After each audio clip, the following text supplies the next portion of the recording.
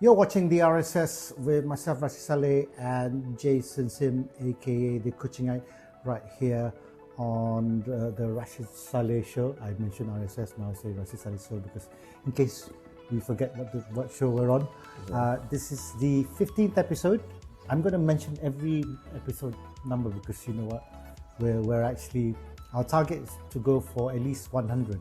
So okay, you said it. I have to say it because, you know, we've got to set a target somehow. And if we do, well, on our 100th episode, we're going to celebrate somehow. Probably on the show.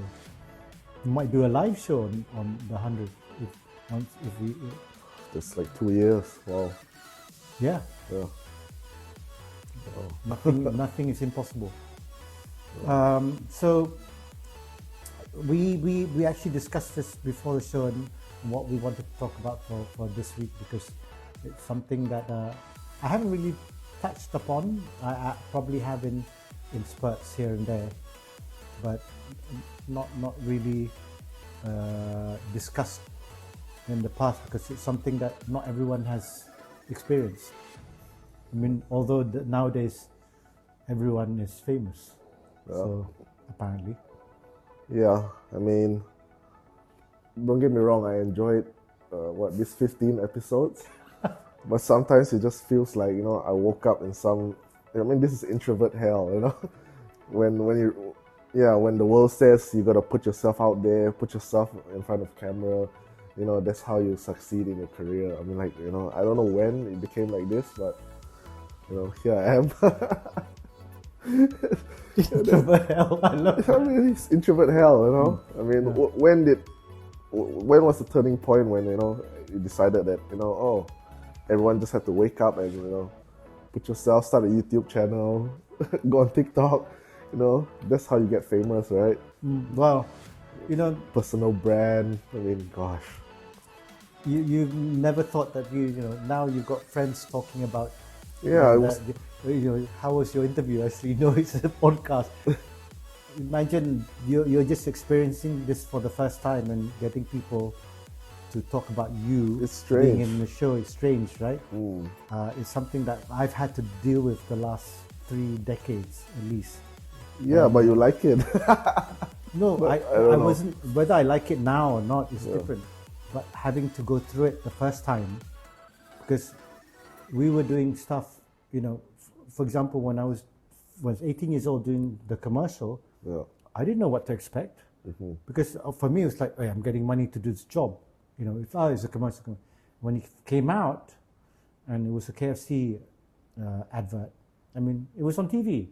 And, you know, we didn't have at the time no cable, no internet, nothing. So, you know, when it did came out, we didn't know when it was going to come out either. So, you know, you're not told this and that and the other, especially. And people had seen it. Not everyone. But the people had seen it and they give you funny looks. They're like, why they're looking at me? Because I don't know. You know, in those days, it probably would have taken, at the very least, probably 3 months before the thing comes out. At the very least. It might have been 6 months. So you don't see anything until 6 months. And these are commercials. They were shot on film. It's not like nowadays where you can just, you know, get it all out. But then, from an early age, you did theater, and you know, like, what was the impulse to be in front of a crowd on stage? I think it's just the enjoyment of having to perform. Whether it was in front of a crowd, but it's just being on stage to be part of something. It's the same as like being in a sports team. You know, as much as I love my individual stuff like tennis and all that, or swimming by myself, I enjoyed having to interact with other people to achieve something. So I guess it wasn't about some of my friends who wanted that, you know, instant gratification from the crowd. I learned that a bit later on when I got older. It's like, wow, they actually like what I do. At the time, it was just like being able to, I think because I was growing up in the UK, and, you know, as a foreigner, it was one thing that could get me, I suppose, closer to the locals, the locals, so to speak. and it To was gain like in acceptance. Worcestershire. Yeah. And they spoke a different dialect. I mean, Worcestershire accent is like farmers, right? And it's close to Wales, and you don't understand what they're saying. So language-wise, I had to get to understand them. But by taking part or partaking in their activities, it made me closer to them and getting to know them, because at the time, I mean, my older brothers went to the same school prior to us, but and left. Yeah. So there's only my younger brother and I. And you're there, you either sink or swim, or you partake, you don't. And the best thing to do is immerse yourself in the culture and learn from it. So for me, being in part of the at the time was the pantomime and plays was one of the best ways, and also sports, which we excelled in, was the best way to get to be part of the whole community. So I guess the enjoyment of the instant gratification came a bit later, I guess. I mean, did you always have a thick skin? No, I didn't. You've always been quite sensitive, but you grow the thick skin when you might think it's funny, but you grow the thick skin when you're dealing with the public. And I've learned I remember saying this, like, getting a review from a bad review, what did I used to do with it? I'll just tear it up, use it as bog roll, because that's all you can do. You can laugh about it. It's worse now because everyone, we talk about keyboard, everyone is allowed to have an opinion. Or everyone used to have an opinion before, it's just they didn't have the avenue to do it. Now everyone has. So how do you see it? I mean, if you were to start over in this era, would you see that as like a good thing, a bad thing, a double-edged sword? I mean, it is what it is. We're doing it. Your social media, like. Well, we're doing it now. Yeah. So there's a lot of people out there who don't know who I am, and I guess right now no one knows us, which is great. But once they do, they'll have their opinions, and you just got to go with the lovely thing now is I've had all that experience and going, I can shut it out and go, okay, it doesn't matter, because to every bad comment there will always be a lot more good as well. And sometimes you just gotta roll with it and just go, okay, people will have their opinions, but it shouldn't let you, and in the past it did when I was younger, because whenever we got a bad review, or someone would tell us, I've had people come up to my face and it's like, your acting is really bad. What do you want to do, punch him? If I was in a different mood, probably, but it's just one person's opinion, it doesn't matter. And then you realize quickly that, you know what, there are always going to be people who are going to hate your work. And to me, it's like, they're just jealous. So I'll just turn it around and go, it's okay, they're jealous because they didn't get to where I did. So fine, and I move on.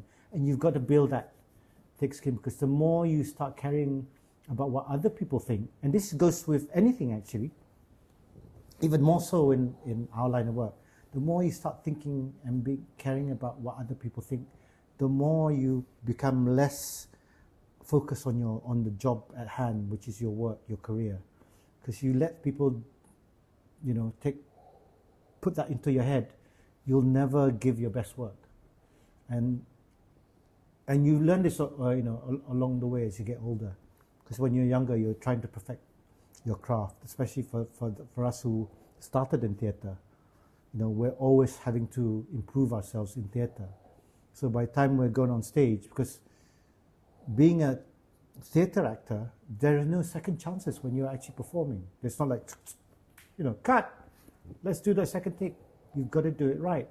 So this is why, for us, doing that performance in a different audience, an audience who are more worldwide or a lot more people watching it, we give our best. For us as theatre actors, I'm not sure what it's like for TV actors. So yes, we do care about performances, but we also understand that there's going to be people who are going to hate our work, but that's okay. You learn to just live with it as you get older. When you're younger, of course you're going to be sensitive to it because you've never had these kind of people come up to you and tell you. And that's the case with a lot of the younger generation now, because they see the successes of other influencers, because they see on YouTube and go, oh, but they don't see what happens behind the scenes and what these guys have had to go through. And then when they go through it, and then they get bombarded. I know, I've seen firsthand younger guys who get cut down. Did you enjoy your fame at the height of your TV career? Yes, I'd be lying if I said I didn't. I did, but I came from my my brothers and sisters took the piss. They didn't care about whether I was famous or not, and that helped because I wouldn't say they weren't supportive, but they're like, oh, okay, great, you're famous. Oh, brilliant, good for you. That's it, So they didn't But I'm guessing there were a lot of perks for you living in KL with that kind of fame. Oh yeah, I mean, as a young man. I remember. So we did Clio Bachelor. We were entered into Clio Bachelor because part of it is to promote yourself and the show. So this was probably late 90s. This was when I was taking my sabbatical from work, and then it became is it late 90s? Must have been, yeah, or early 2000s. And they give us free Levi's jeans. I'll talk about the brand. Hush Puppy shoes and clothes and God knows everything. No free women though, but a lot of stuff. And and then you became like I used to get was it Tissot? Yeah, Tissot watches. Oh yeah. It's amazing. I mean, when I was at ESPN, I was a Nike ambassador for 2 years. Wow. So every 3 months, I used to get new stuff. Yeah. I never bought anything. I used to get, and I used to give it away. Stuff I didn't like, I gave it away to my close friends and stuff. So were you asked to wear? Yeah. Nike, yeah. Except that on ESPN, you can't wear branding. But they knew that. So, but I, everywhere else I went, where I was being photographed, I was always wearing Nike stuff. Which is ironic because I love Adidas because I wear Adidas shoes because they're so comfortable, and I play rugby with my Adidas boots because they're not as bad. And for golf, I wear Puma, which is Nike. I used to do it for running, but they're a bit narrow on my feet. But the clothing was awesome though. The clothing, and we used to get bags, hoodies and stuff. So, was there anything that you hated about the fame?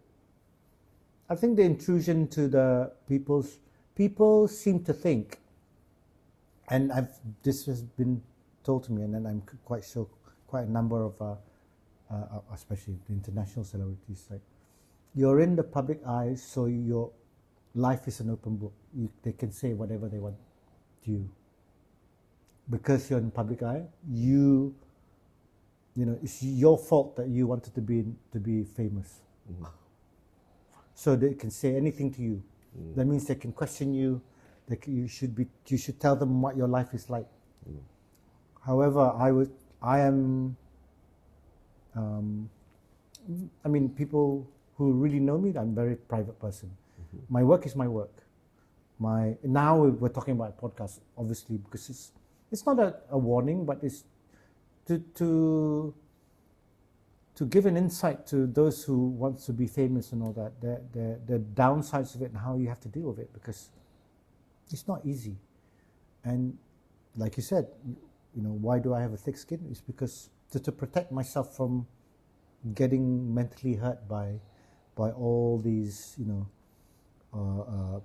people who will go out unintentionally sometimes because they don't understand. Oh yeah, you're famous. You can get anything. Blah blah blah. You think you can do this? Well, actually, no, we don't. We're also human beings. Just that we're in the public eye. Our work is. Yeah. However, nowadays it's a bit different because influencers put a lot of themselves out there. So it's different now. Where I had my profession was to become an actor or become a comedian. So it's sort of different. I wasn't promoting myself. I was promoting my craft.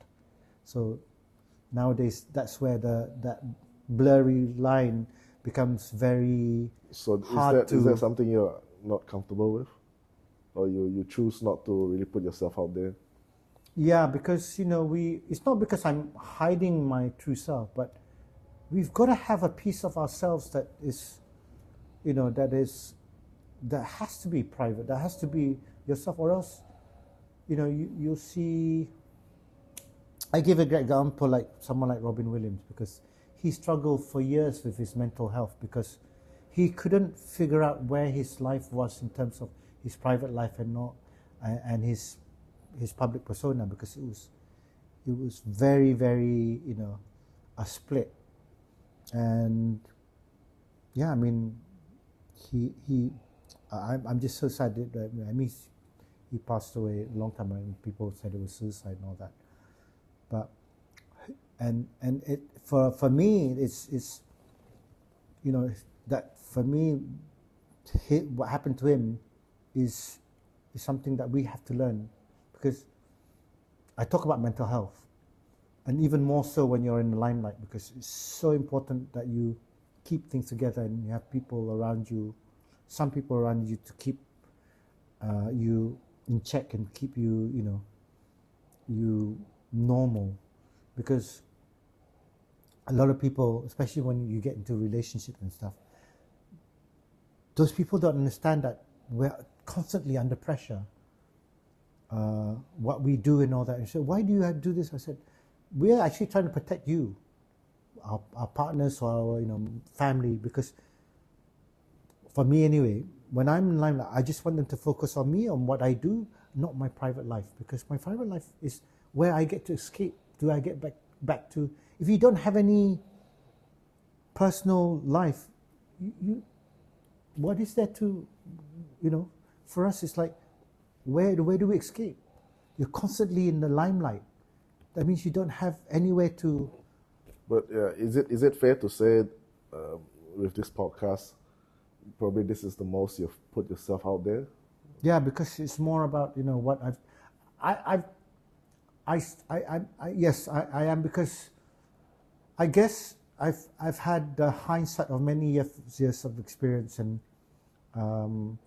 it is a way of saying it's not all roses and perfumes and all that. There are for us to be talking about it is to let those people who want to have a career in this, or want to become famous, it's not all roses, because you have to take the good and the bad. Yeah.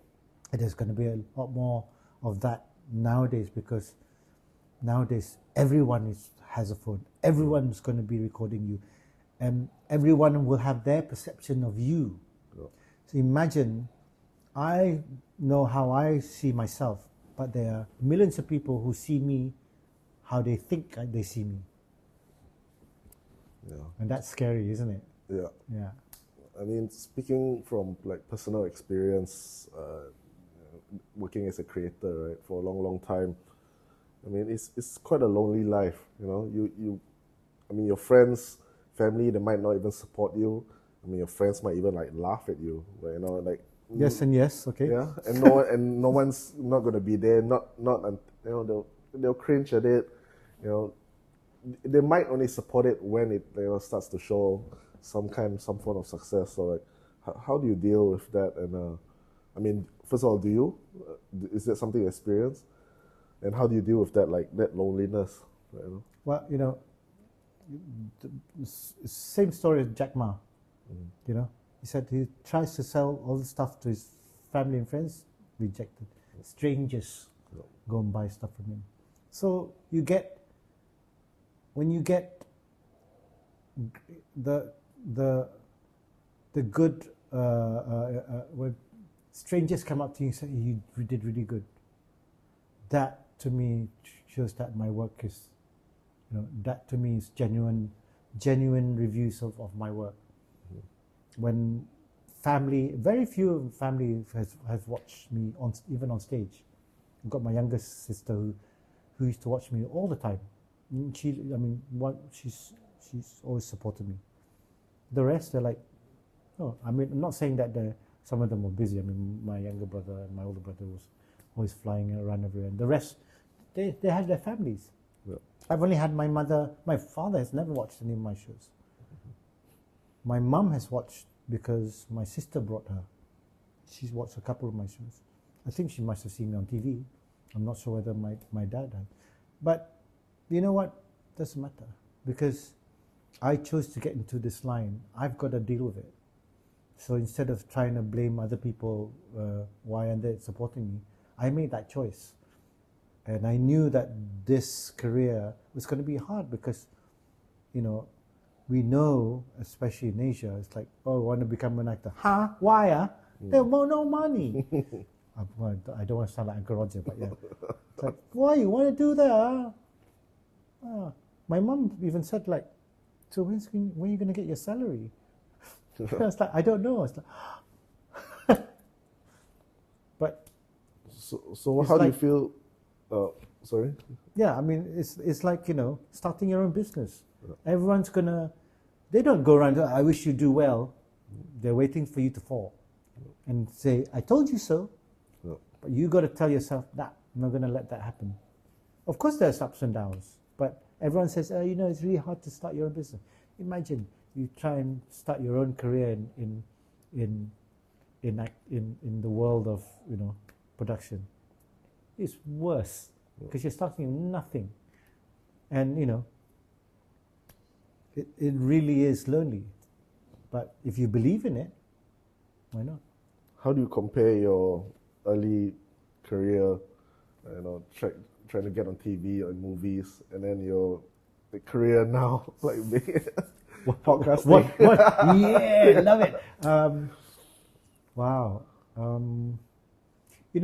Doing television at that time, I was just lucky because I was still working at the time. I think it's when I started in 2000, when I cut off, I resigned, and it was scary. I didn't realize it was scary at the time though. I was excited because I thought, my God, I'm going to get a lot of work, blah, blah, blah. Yeah. I'm multilingual. I can do this. I can do Malay. I can do English. So I'm one of you who can do it. And I had that mindset. Like, doesn't matter, blah. And there were times that I mentioned in the past where am I going to get my money from? How am I going to pay my rent? Should I go home and stay at home?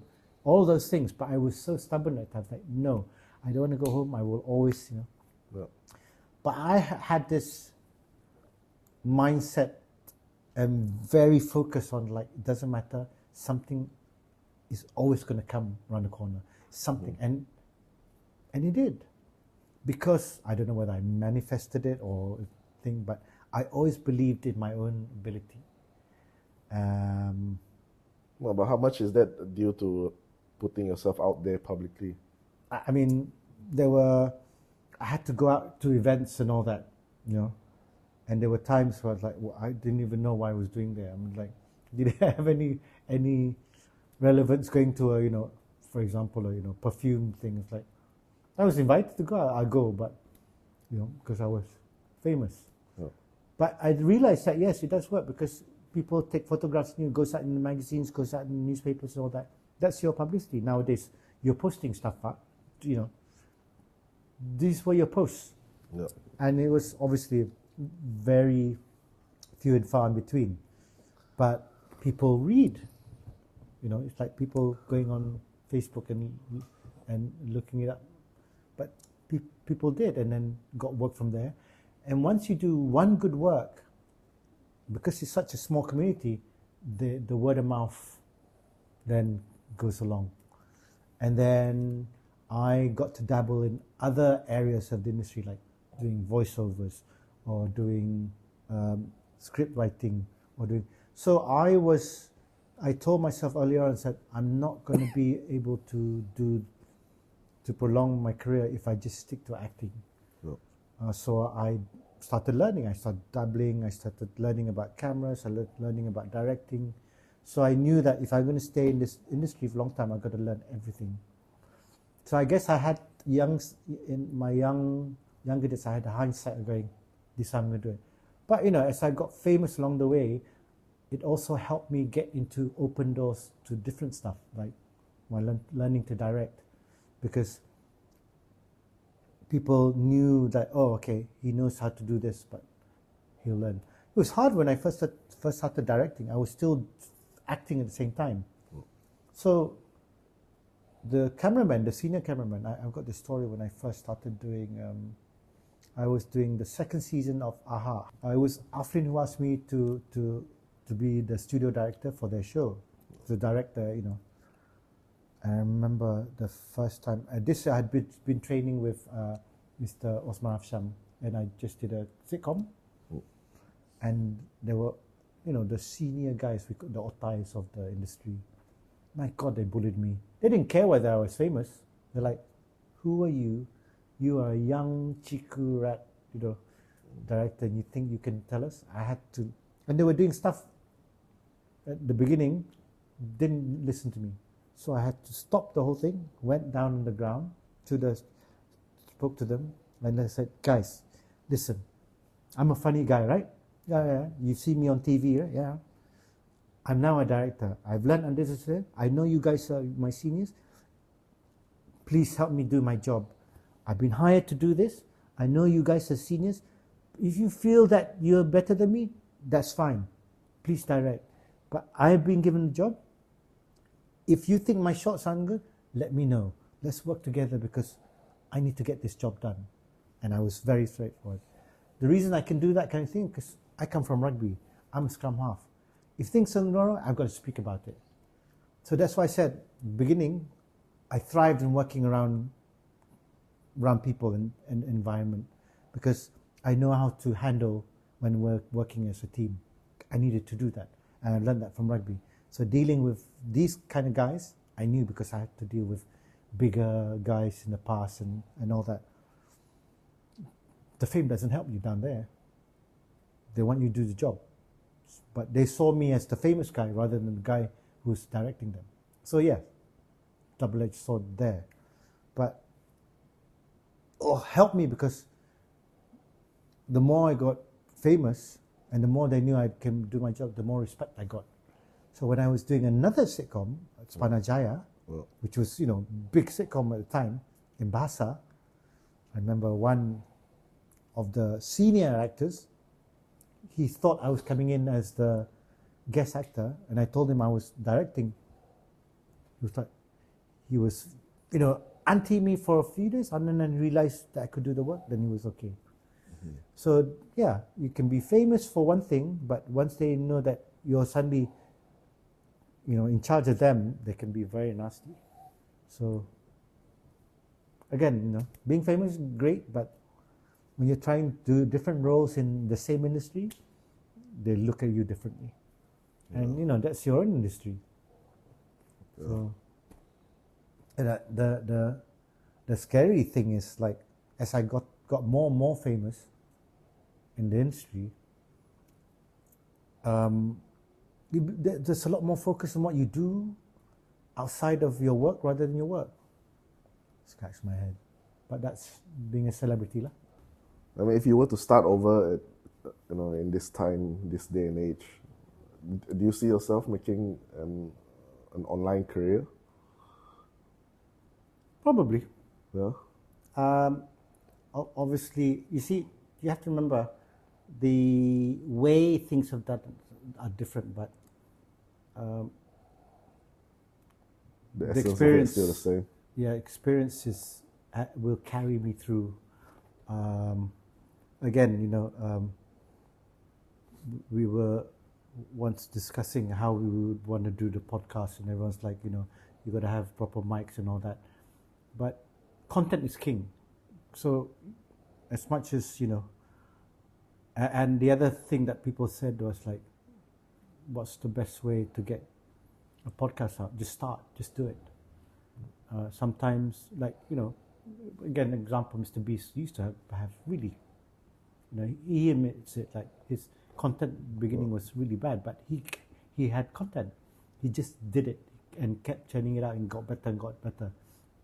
I'll give you an example. You yourself, remember, talk about being introvert. Remember the first time doing it? Well, yeah, of course. And I'm sure people telling you that you look really uncomfortable. And now, 15 weeks on, slightly less. But it's a lot better, and it gets a lot easier after that.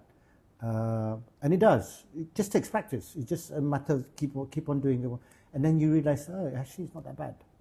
It's like anything, It's just memory, having to do the same thing all over again, doing it, and then after a while, you don't even realize there's a camera in front. And there comes a stage where you're like, hang on, were we shooting or not? Do you think you would have done like, comedic skit videos or podcasting, or, do you get a sense of like? We used to do it.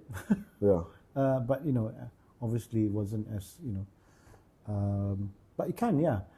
Again, you need to be really dedicated to be doing it. I have a million and one ideas. Whether I commit to doing it, it takes a lot of work. Like even doing this podcast, we're doing on a weekly basis. And that's just a podcast. Imagine having to think about doing a skit every week. And how many skits do you want to do? Do you want to just do a 4-minute, 3-minute, 1-minute skit every day or every week or what? You got to think about it. Will it work? Don't know, but just do it anyway. Or you want to do a skit show? Is it going to be a 10-minute skit show? All that you got to, or you just want to like just tembak and just do. Can be done, but you got to go and do it. I've been thinking about wanting to do, like I said, Douglas and I discussed it before, wanting to do a skit show because he's doing it. He's stuff on YouTube and stuff. And yeah, sometimes I tell him, I used to say like, I think you need a partner, hinting, because we used to do it. And I'm not saying, we're funny, but we were very funny together. But again, nowadays it's a lot easier to do these kind of things, to restart your thing, because, we have the platforms to be able to do it. You can do stuff for free now. It's a lot easier to put yourself out there. Everything is. I wish we had this in the past. I really did. I wish we had this when I was growing up. Kids are so lucky now, and people are still complaining. Oh, we need this good. My goodness. In those days, you shoot with film, and it costs. Now, we're shooting on a phone and still get good quality, 4K. Who's complaining? I'm not. Do you see yourself doing maybe like what Douglas is doing, putting your comedy again in front of the camera, like online? I get comedy just talking to my kids, so I don't need anything else. My kids are fun, damn funny. Yeah. Especially my daughter, she's so funny. I don't need to do the comedy because I get to witness it almost on a daily basis. Nowadays I get to speak to my, again, with technology, you get to speak to your children. As you know, my children are not here.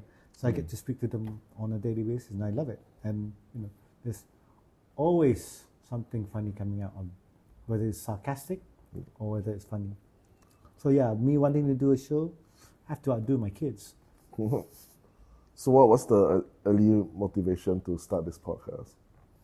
I think it's just wanting to be able to share, again, share the knowledge I've had in the past, share my experiences, transfer knowledge rather, and share my experiences so that people get a leg up, or for example, or people understand what we've had to go through in our generation, how we grew up in this industry.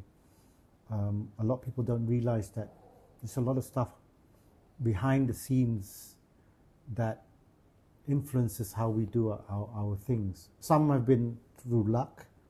A lot of it is very much a lot of hard work and blood and sweat and a heck of a lot of tears to get to where we are. And I don't mind talking about it now because, you know, I've had years of having to, I was speaking to you about it before, and part of it was like, you know, it was your motivation to get me to speak about it, because usually I'm very, you know, like I said, my private life is my private life, but then you very curious about, and in a sense you're representing everyone else. And I'm not speaking to another celebrity, because when we're speaking to someone who's been in the industry, the conversations are different. Mm-hmm. But it's like me, through you, I'm speaking to the audiences and giving you getting you to understand what I have to go through. You may not fully understand everything, but I try and explain to you what it's like to be in my shoes. You know, whether it's being famous or being an actor and all that, because it is a you know, a totally different industry. It's not an industry where, you know, it's not a job where, you know, you go to the office and come back and get to see your family and all that. The hours are, you know, it's like being a diver in Norway. You know, you never know when you're going to come back. You know. But, you know, sometimes you get paid really well. Just for us, you're not going to get paid really well all the time. You're just going to keep working your ass off, because we love our craft. Yeah. You know, the passion drives us to get to because we love doing it. Somebody's got to entertain the world, you know. Maybe one benefit from all this social media stuff that maybe you wished was around when you were younger, like, that you can control the narrative of, you know, what kind of person you are. Because I remember you telling me people used to think you were as dumb as Joe from Coffee Tiam. You know, they couldn't separate like the real life person you from still the character. do, don't you? So, you know, I mean, yeah, I mean, obviously with podcasts like this. To be fair, I did perpetuate that in real life some of the time, because you know what, they leave you alone when they know that, okay, yeah, he's not. They just. Well, it's not fun. You know what? You know what? When I'm like, you know, but a lot of people know that I'm like not the real me, but when I'm in a bad mood, stay away, because you know that ain't Joe. What would I change? I mean, I guess I don't know really. I mean, I think technology has gotten things better, but in a lot of sense that I mean, I love tech. And I've grown up with the changes. I'm not the type of like, oh no, the things are, you know, going this. Oh, I can't. You know, I find it fascinating. I guess I wouldn't say it's a good thing. The bad thing about having now with digital is like, you know, if you're ugly, people can see now. Like, you know, last time you had to wear a lot of makeup so that you look good. Now you don't need to wear that makeup because, you know. Well, you got filters, but yeah. Well, yeah, I mean, exactly. Now they have filters, so you don't need to have makeup and all that. But people know it's, you know. Yeah. Last time, TV puts on 20% on your body, so you need to be really thin to look good. Yeah. And now, you know, it's not too bad. You can, you know, you can have that weight and not look fat on TV, and it was scary because I was so thin then. I look normal on TV. I mean, since we're on the topic, I mean, you mentioned you're not fearful of technology. I mean, so with all these new things coming up like generative AI, deepfakes, things like that, I mean, how do you see the, like, you know, entertainment film industry? Do you feel like your job is threatened, or do you feel it's something that would enhance, or, you know? Well, you know what, I. And we also have this. I just want to go back to this comment someone left on your TikTok. He was asking, like, do you think like AI could generate better jokes next time? Oh, you actually replace comedians? Yeah. Yeah. So yeah, just we could go back to that, but yeah, back on that topic. I got more people, more likes on my TikTok than all my other social media. It's really weird. Anyway, I think you can work with it. I don't think AI will be able to take over fully because, you know, we were talking about whether AI can do jokes and all that, right? To a certain extent, but remember, we're the ones that's feeding AI. Because if you come up with something new, they can't, because they only, unless you have this machine learning, when AI becomes even more, you know. I don't think, the thing is with AI, you can't create something new. It can make things faster, it can make things more efficient, but creation, I'm not sure whether AI at the moment, well, in you know, in this current technology, whether it can create a new idea. I mean, let me just give you just a scenario. Like, what do you think of this possibility that, okay, just me alone with software, like I generate an entire movie, you know? I mean, which is like very physically possible. Right now. So, I mean, do you feel like if that's the future of filmmaking, what are your thoughts on it? Yeah, probably can, but we need to look at the plot lines, the story, whether it's good. So, are you okay with that it replaces like all those need for actors, cinematography? You obviously don't spend much time on TikTok, do you?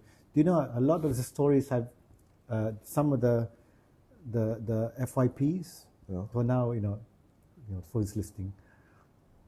I've been reading up on you know, alternative stories of Star Wars. It's all created by AI. Oh, I mean, I'm totally aware. I'm totally aware of this. Which I'm asking your thoughts on, like, especially being an actor, like, or a director, or a filmmaker, right? I mean, I've seen plenty of those, and that's why I say it's physically possible. But as it gets I steal their ideas. Bigger, yeah, I mean, just the fact that, okay, one person can generate an entire movie. I mean, what are your thoughts on the impact on the industry? You okay with it? I'm okay with it. Yeah. Because it gets us to compete instead of being lazy. You know, you can take it two ways. One is go, oh, okay, I'll give up. I want to do something else. Or go, man, that's great. Let me think of something else. Let me be better than that. Let me do something that people really appreciate. Yeah, the AI is good, but now he's given me a challenge. You got to think that way, or else you'll always be left behind. You'll always be fearful of doing stuff. Do you want to be fearful of doing stuff? That's the question. Yeah, I mean, I spend a lot of time on TikTok and using a lot of these applications as well. And it's great, isn't it? Yeah. I mean, I use AI stuff. I mean, let's not talk about ChatGPT, but there are other stuff now which I find fascinating, and it's helped me with my work. As a, you know, not just as an actor, but as a director, as a writer, and it's been, if you have the again, I hate, God, how many times I've used the word mindset. If you have that mindset of saying it will work with you, it changes how you look at AI, and right now, a lot of people there's this fear. It's always fear of change, fear of new things, right? But if you embrace it, of course there are going to be good and bad things with it, but I feel that it will always help you improve whatever you're doing. Yeah, I think for people like me, it's that feeling where, you get to bypass a lot of these gatekeepers and, you know, the so-called guardians of knowledge, like things like that. And then, I mean, I would love the day where you can, like, just generate your own film based on your ideas. And you should be worried. You work with the old fogey. I mean, old relics, old fogies. So it's a fine, you know. No, I'm just joking. No. You're working, you know, you're doing museum stuff. I mean, it's never going to take away your artifacts. It'll help you write about the artifacts, but yeah, don't worry about it. You know, you might find me one day in encased in a thing, or the old caveman, whatever. But, he was a comedian in those days. I mean, my God, comedian. Yeah. So like the dying breed. Aren't they extinct like the dodo? But then you how do you see the need to like educate people on all these new ways and or even on the previous ways of directing? Do you feel like this is almost obsolete? Like would you want your kids to learn all those other like stuff that you've learned before, or do you feel that it's moving so fast that sooner or later it's going to be obsolete? Well, I tell you this. I don't know how many kids are doing it at the moment, but you know, my kids still write with pen and paper. They still, yes, they have, you know, kids nowadays, you know, they're always, they know how to write cursive and all that. I mean, the school obviously that, but they still writing that, they still like drawing. And that's, you know, apparently a dying thing now amongst the younger generation, because they don't even know, you know. I mean, remember they show all these like memes and videos about, you know, how do you pick up a phone? How do you wind down the window and all that? Yeah. Those kind of stuff we learn, you know, winding and window did. Or it's like, you know,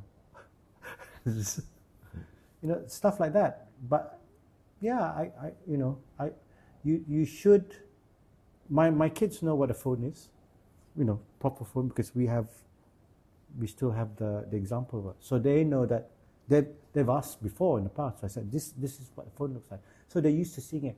So I guess as a parent, you've got to be actively not reminding them that, like, you know, if they ask you what the difference was in the past, you show them, you know. We used to do this. I mean, they laugh about it, but at least they know, because there are some kids who don't know anything about, you know, our generation, or even just, you know, a few generations before them. It's really scary, because no one has, you know, told them about the evolution of certain things. Like, some people have not even seen a payphone. Imagine that. You know how we used to have to queue up and call somebody's house and know when that person's going to call back. You know, imagine, you know, you lived through that. So that is something that, you know, yeah. This thing was, I brought my son to a payphone, took a photo of him. It's like, yeah, he knows what it's all about. And he goes, what's that? I said, that's where you put the coins in. You had to pay to put the phone, talk to someone. It's called a public phone. You mean? Yeah. But nowadays, I guess, yeah, you got to keep teaching people what was as well, so that they understand what is, I guess. Yeah. So optimistic? You just see it as tools? Yeah, I mean, as long as you see it as something that is not, you shouldn't fear it. It's more of, you know, even in my... There'll surely be some collateral, but in general, there'll just be new ways of doing things. I think the collateral is people who don't want to learn. They will be left behind. And a lot of it is, unfortunately, the older generation, because some of them even have trouble with their phones. I mean, the amount of people, the older generation, who complain about not being able to, you know, they go to the bank and they get either turned away because they should have an app. You know, there's some business there, man. I think being able to help the older generation. I think somebody's listening to this, you know. Get the Kenyalang guys, you know. Yeah, they need help. Yeah. So, what am I laughing? I'm not that far away. Yeah, almost there. Oh God. Yeah. So on that note. Well, on that note, I guess, yeah. I mean, ending off with the AI stuff. I think probably something we could probably talk about more in depth. In more in depth than next year. I think it's, for me, it's really exciting times now, with AI, with, you know, and you laugh all you like, but I do feel crypto is going to be a major part of our lives soon. And I think it's something that the adoption of you know, the cryptocurrencies is going to, especially what's going on with the US. Let's not even talk about that. I'm talking economics now. You can go there with guests also. Yeah. Oh, that's something I would love to have a conversation with. But I guess on that note, you know, you want to be famous, watch the podcast. You know, if you have any questions, of course, do email us on our email address. I can't remember what it is, but it's here somewhere. Yeah, and drop a subscribe if you want this to stay alive. Don't forget to like and subscribe. We're supposed to say that in the beginning. I used to do that in my other shows. I don't know why I've forgotten to do it. Yeah, I know. I mean, I just just let them do what they want. But now it's already 15 deep, right? They're like, okay. Too late? Never too late. Just, but otherwise, thank you for watching. For those who actually, got to the end. Yeah. Don't forget to catch us again on the next edition of the RSS with myself, Rashid Saleh, and Jason Singh. Bye bye.